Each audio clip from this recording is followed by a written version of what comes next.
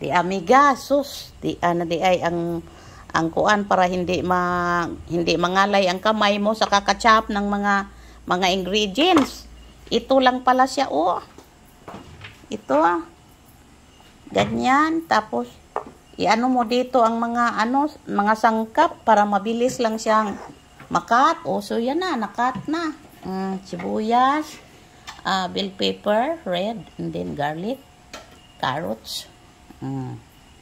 Tapos ito yung mga sangkap. Yan.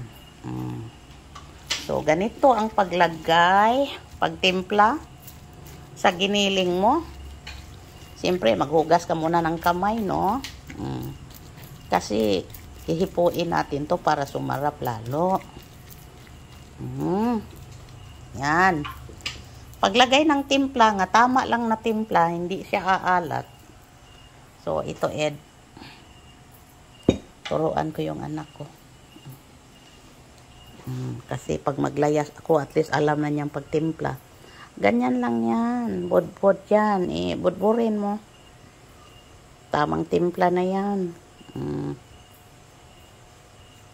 Ganyan. Salt na yan. And then, pakibukas yung paminta. Salt. Gibudbod ni mo nga na. Ganyan. Budburin lahat.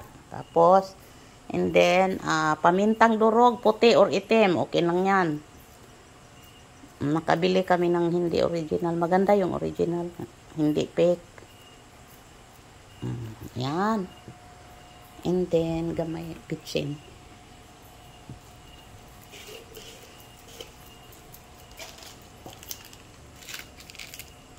Konti lang yan, ha? Konti lang. Konting-konti lang. Yan.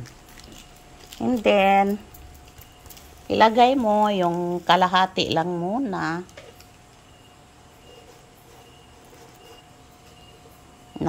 na garlic. Mamaya na yung kalahati.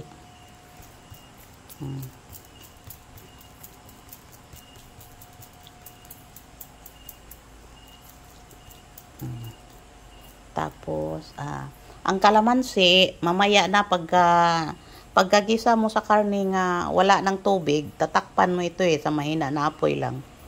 Paggisa mo ng karne na wala ng tubig, yung paluto na siya, tsaka mo ilalagay itong lemon juice. Yan.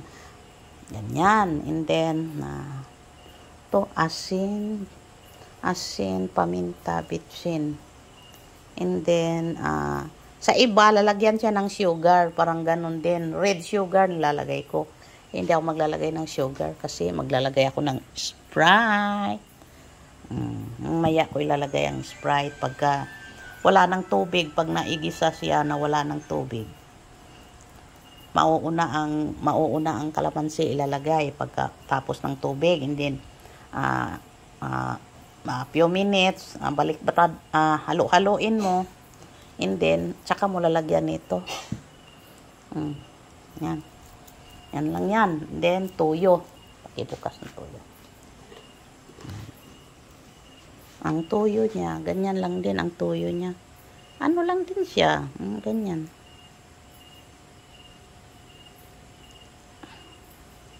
Para hindi siya maalat, yung tama lang siya.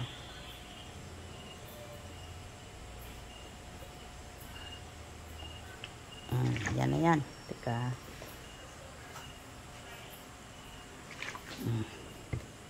Yan na yan. Ang pag-prepare. Tapos, ibaliktarin mo ng ganyan.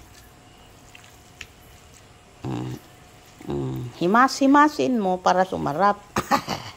Halo-haloin mo para sumarap. No problem sa kamay ko, ha. Kaya naghugas ako ng maayos.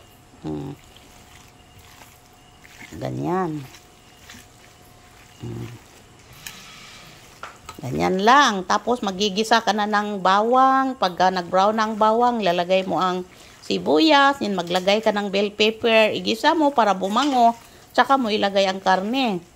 Huwag ilalahat ang bell pepper. Kalahati lang. Mamaya pag naluto na, tsaka mo ilalagay yung iba. Para mas mabango. Ganun ang secret. Bye!